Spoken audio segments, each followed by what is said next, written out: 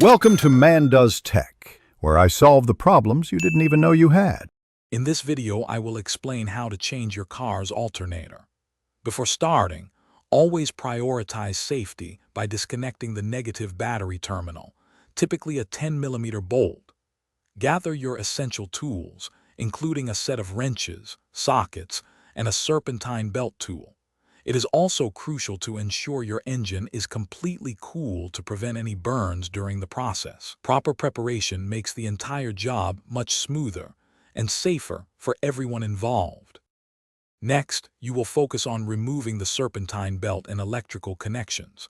Locate the serpentine belt tensioner and use a 17mm wrench to release its tension by pushing it counterclockwise. Once the tension is off, carefully slide the serpentine belt off the alternator pulley. Then, disconnect the main power wire, which usually has a 12mm bolt, and any other electrical plugs attached to the alternator. Take your time to ensure all connections are safely detached. Now it's time to remove the old alternator. You will find two 14mm mounting bolts holding it in place, one at the top and one at the bottom. After unbolting them, the alternator might be snug, so you may need to gently pry it to loosen it from its bracket. Carefully maneuver the old unit out of the engine bay.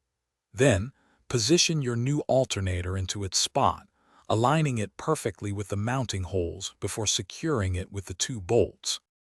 With the new alternator in place, it is time for reassembly. Reconnect all the electrical wires and the main battery cable to the alternator. Carefully route the serpentine belt back onto all the pulleys, following the correct diagram. Once the belt is properly seated, reconnect the negative battery terminal. Finally, start your engine and observe the dashboard.